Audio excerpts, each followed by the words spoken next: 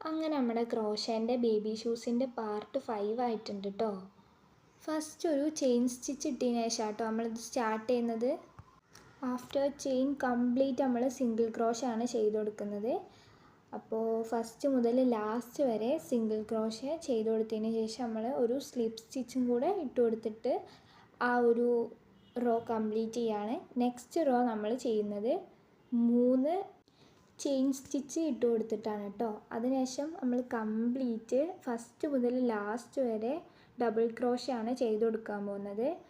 ഫസ്റ്റായിട്ട് നമ്മൾ ആ സെയിം സ്റ്റിച്ചിൽ തന്നെ ഒരു ഡബിൾ ക്രോഷ ചെയ്ത് കൊടുക്കും. അതിനുശേഷം കംപ്ലീറ്റ് ഫസ്റ്റ് മുതൽ ലാസ്റ്റ് വരെ എല്ലാ സ്റ്റിച്ചിലും ഒരു ഡബിൾ ക്രോഷ വീതമാണ് ചെയ്ത് കൊടുക്കാൻ പോകുന്നത്. ഡബിൾ ക്രോഷ എല്ലാം ചെയ്തതിന് ശേഷം സെയിം പോലെ തന്നെ നമ്മൾ സ്ലിപ്പ് സ്റ്റിച്ച് ഇട്ടിട്ട് ആ ഒരു റോ കംപ്ലീറ്റ് ചെയ്താൽ ഇന്നത്തെ പാർട്ട് 5ൽ നമ്മളെ വർക്ക് ഇവിടെ ഫിനിഷ് ചെയ്തിട്ടുണ്ട്. അപ്പോൾ ഇങ്ങനെയാണ് നമ്മുടെ ഫൈനൽ ലുക്കായിട്ട് വരുന്നത്. അപ്പോൾ ഇഷ്ടപ്പെട്ടാൽ ലൈക്ക് ചെയ്യുക, ഷെയർ ചെയ്യുക, സബ്സ്ക്രൈബ് ചെയ്യുക, കമൻറ്റ് ചെയ്യുക.